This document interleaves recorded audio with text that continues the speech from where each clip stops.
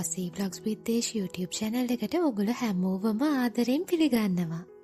ඉතින් ඔන්න අද වීඩියෝ එකෙන් මං අරගෙන එන්නේ ඕගොල්ලෝ කොට දෙනෙක් මට මෙසේජ් කරලා අහපු ප්‍රශ්නයකට උත්තර.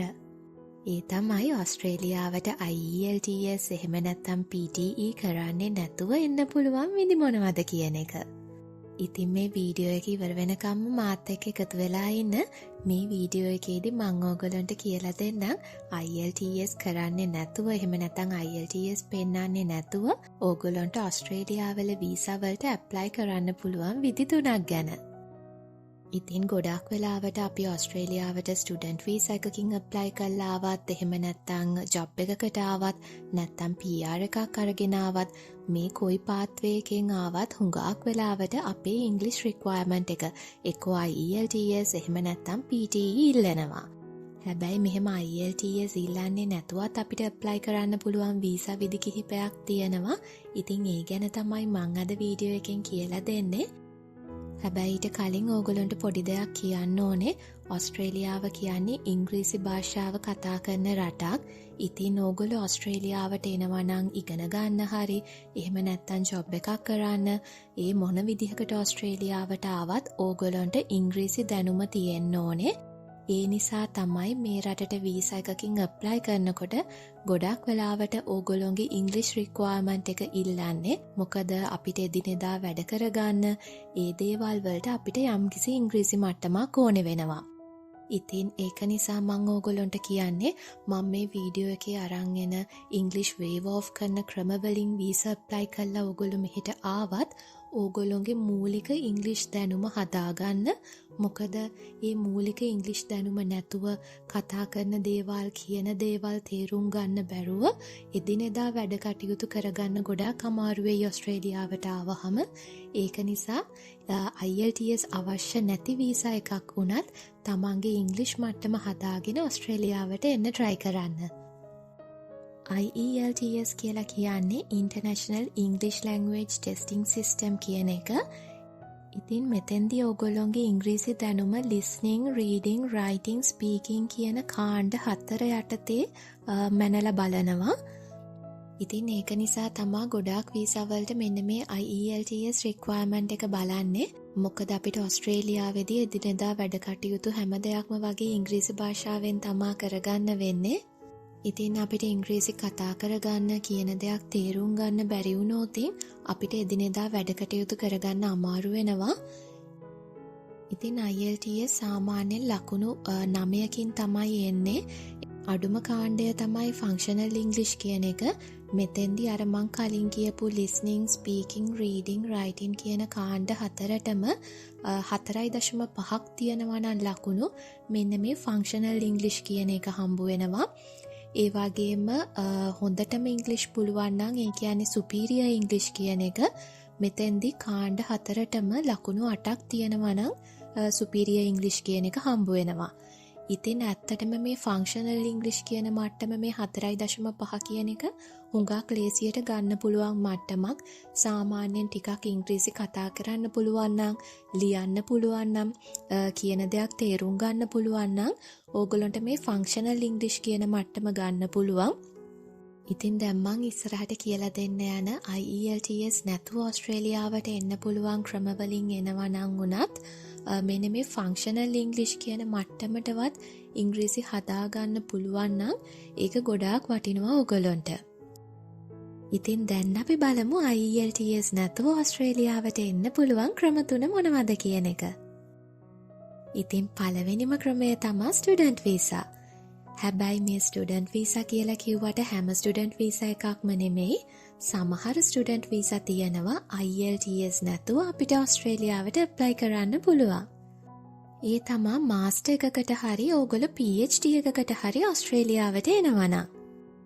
ඉතින් මෙතෙන්දී ඕගොල්ලෝගේ බැචලර්ස් එක ඕගොල්ලෝ ඉංග්‍රීසි මීඩියම් එකෙන් කරලා තියෙනවා නම් ඕගොල්ලෝගේ ඉංග්‍රීසි වේව් ඔෆ් කරනවා සමහර යුනිවර්සිටිස් වලින්. ඉතින් මේක බලාගන්න පුළුවන් ඕගොල්ලෝ ඇප්ලයි කරන යුනිවර්සිටි එකට ගිහිල්ලා ඒගොල්ලෝගේ රික්වයර්මන්ට්ස් බැලුවාම එතන ගොඩක් වෙලාවට තියෙනවා ඕගොල්ලෝගේ බැචලර්ස් එක ඕගොල්ලෝ කරලා තියෙන්නේ ඉංග්‍රීසි මීඩියම් නම් ඒ වගේම රෙකග්නයිස් යුනිවර්සිටි එකකින් නම් ගොඩක් වෙලාවට ඕගොල්ලෝ මාස්ටර්ස් වලට හරි එහෙම නැත්නම් PhD එකකට හරි එනවා නම් ඕගොල්ලෝගේ ඉංග්‍රීසි වේව් ඔෆ් කරන්න පුළුවන්. ඉතින් මේ chance එක හම්බ වෙන්නේ ඕගොල්ලෝ ඕස්ට්‍රේලියාවට මාස්ටර්ස් වලට හරි PhD එකකට හරි apply කරනවා නම් ලංකාවේ ඩිග්‍රී එක ඉංග්‍රීසි මීඩියම් වලින් අවුරුදු 3ක් හරි 4ක් හරි කරලා තියෙන අයට. ඉතින් මං කලින් කිව්වා වගේ මේක යුනිවර්සිටි එකෙන් යුනිවර්සිටි එකට වෙනස් වෙනවා. හැබැයි ගොඩක් යුනිවර්සිටිස් ඕගොල්ලොන්ගේ බැචලර්ස් එක ඕගොල්ලොන්ගේ ඩිග්‍රී එක ඕගොල්ලෝ ඉංග්‍රීසි මීඩියම් වලින් කරලා තියෙනවා නම් ඒක රෙකග්නයිස් යුනිවර්සිටි එකක් නම් IELTS waive off කරනවා. ඊළඟ විදිහ තමයි ස්ටුඩන්ට් ඩිපෙන්ඩන්ට් වීසා එක. ඉතින් ස්ටුඩන්ට් ඩිපෙන්ඩන්ට් වීසා කියලා කියන්නේ ස්ටුඩන්ට් එන කෙනාගේ පාර්ට්නර්ට ඕස්ට්‍රේලියාවට එන්න තියෙන වීසා ක්‍රමය.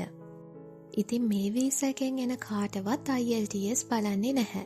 ඉතින් ඔයා ෆැමිලි එකක් විදිහට ඇප්ලයි කරනවා නම් එහෙම නැත්නම් ඔයාට පාර්ට්නර් කෙනෙක් ඉන්නවා නම් ඔය දෙන්නගෙන් එක්කෙනෙක්ට වැඩිපුර ඉංග්‍රීසි පුළුවන් නම් ඒ කෙනාට පුළුවන් ස්ටුඩන්ට් වීසා එකකට ඇප්ලයි කරන්න. එතකොට අනිත් කෙනාට පුළුවන් ස්ටුඩන්ට් ඩිපෙන්ඩන්ට් වීසා එකෙන් IELTS නැතුව ඕස්ට්‍රේලියාවට එන්න. මෙතෙන්දී ඔයගොල්ලෝ ඉන්නේ ස්ටුඩන්ට් වීසා එක ඩිග්‍රී එකක් වුණත්, මාස්ටර්ස් එකක් වුණත්, PhD එකක් වුණත් ඕගොල්ලොන්ගේ පාර්ට්නර් ඒ කියන්නේ ස්ටුඩන්ට් ඩිපෙන්ඩන්ට් වීසා එන එක්කෙනාගේ IELTS බලන්නේ නැහැ. IELTS නැතුව ඕස්ට්‍රේලියාවට එන්න පුළුවන් තුන්වෙනි ක්‍රමය තමයි 482 subsequent වීසා එක. 482 කියලා කියන්නේ jobs වලට එන අයට තියෙන වීසා එකක්, work වීසා එකක්. ඉතින් මම මේකට අදාළ සමහර දේවල් මීට කලින් වීඩියෝස් වලිනුත් කියලා දීලා තියෙනවා. ඉතින් මේ 482 වීසා එකේ ජොබ් එකට එන කෙනාගේ ෆැමිලි මෙම්බර්ස්ලාට එන්න පුළුවන් වීසා එක තමයි මෙන්න මේ 482 subsequent entry වීසා එක. ඉතින් මේ විදිහට එන අයටත් IELTS අවශ්‍ය වෙන්නේ නැහැ. ඉතින් ඕගොල්ලන්ට මේ වීසා ගැන වැඩිදුර විස්තර දැනගන්න ඕන නම් Home Affairs වෙබ්සයිට් එකට ගිහිල්ලා බලන්න පුළුවන්. ඒකේ මේ ස්ටුඩන්ට් වීසා ගැන ඒ වගේම ජොබ් වලට එනවා නම් වර්ක් වීසා ගැන, ඒ කියන්නේ 482 වීසා එක ගැන හොඳ විස්තරයක් තියෙනවා. ඉතින් මේ වෙබ්සයිට් එකට ගිහිල්ලා ඕගොල්ලන්ට කියවලා බලන්න පුළුවන් වැඩිදුර විස්තර. ඉතින් මං කලින් කිව්වා වගේම ඕගොල්ලෝ ඕස්ට්‍රේලියාවට එන්න හිතාගෙන ඉන්නවා නම් මේ ක්‍රම තුනෙන් මොන විදියකට හරි ඇප්ලයි කරලා ඕගොල්ලන්ට ගොඩාක් හොඳයි ඉංග්‍රීසි ටිකක් දැනගෙන IELTS එක්සෑම් එක කරලා අඩුම තරමේ ඒ අඩුම 4.5 කියන මට්ටමට හරි ලකුණු ටිකක් අරගෙන එනවා නම් මොකද ඕගොල්ලෝ මෙහි ආවට පස්සේ ඕගොල්ලොන්ගේ අපි හිතමුකෝ පාර්ට්නර් ඉගෙන ගන්නවා, එහෙම නැත්නම් පාර්ට්නර් එන්නේ 482 work visa එකකට.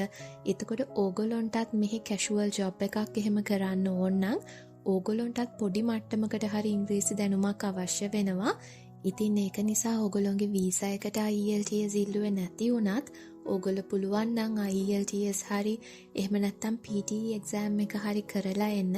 මොකද මේ සර්ටිෆිකේට් එක ඕගොල්ලෝ ගාව තියෙනවා නම් ඒක හුඟක් වෙලාවට වාසි වෙයි ඕගොල්ලන්ට මෙහෙ ආවට පස්සේ ජොබ් එකක් හොයාගන්න. ඉතින් මං හිතනවා අද වීඩියෝ එක ඕගොල්ලන්ට ගොඩාක් වැදගත් වෙන්න ඇති කියලා. මගෙන් මෙසේජ් කරලා අහපු අයට IELTS කරන්නේ නැතුව ඕස්ට්‍රේලියාවට එන්න පුළුවන් විදි ගැන අහපු අයට මේ වීඩියෝ එක ගොඩාක් වැදගත් වෙන්න ඇති කියලා. ඉතින් මගේ වීඩියෝස් බලන අයට thank you. ඒ වගේම subscribe කරන්න, like කරන්න. ඉතින් ඉස්සරහටත් මේ වගේ වීඩියෝස් මං අරගෙන එන්නම්. ඕගොල්ලෝ හැමෝටම සුබ දවසක්.